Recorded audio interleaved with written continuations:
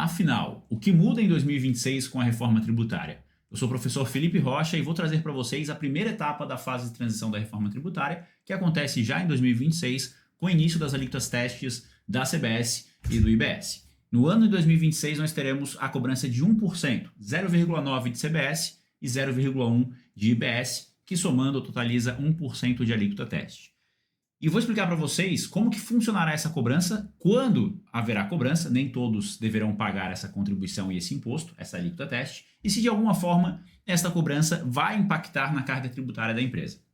Então vou compartilhar aqui com vocês o artigo 348, que fala justamente do não impacto dessa cobrança, quando houver, na carga tributária das empresas do lucro real e do lucro presumido. Lembrando que não haverá cobrança para as empresas do Simples, como está expressamente previsto também no artigo 348. Então vamos lá ao texto. O artigo 348 ele diz o seguinte: em relação aos fatos geradores ocorridos de 1º de janeiro a 31 de dezembro de 2026, o montante recolhido do IBS e da CBS será compensado com o valor devido no mesmo período de apuração das contribuições do artigo 195, que aqui ele está se referindo ao PIS e COFINS. Na verdade, artigo 195 e 239, respectivamente, PIS e COFINS. Caso o contribuinte não possua débito, caso não possua débito suficiente de PIS e COFINS, poderá solicitar a compensação com outro tributo ou até mesmo o ressarcimento em até 60 dias. Isso significa que o valor pago, quando for pago, já vou explicar que existe a possibilidade de sequer de ser cobrado, quando for pago, então, 1% de IBS e CBS, ele será compensado com PIS e COFINS devido no mesmo período. Se sabemos que será compensado no mesmo período, significa que não haverá aumento de carga tributária. Seria o mesmo que considerarmos que reduz-se a alíquota do PIS e COFINS, por exemplo, de 9,25 para 8,25 e em contrapartida cobra-se 1% a título de IBS e CBS. É a mesma coisa, porque você pega esse valor e compensa com PIS e COFINS. Ou se não houver PIS e COFINS, compensa com IRPJ, CSLL ou INSS. Então não haverá aumento de carga tributária.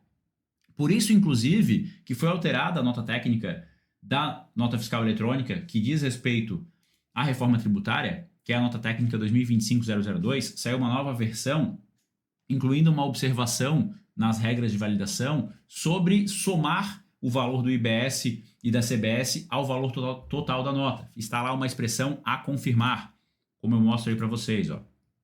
Porque, a priori não será somado o valor de IBS e CBS ao total da nota, porque se não haverá aumento de carga tributária, também não tem por que aumentar o valor da nota, não tem por que somar ao valor da nota. Este valor de 1% já está sendo repassado ao preço como contribuição de PIS e COFINS, então não deve afetar a precificação a princípio. Tá?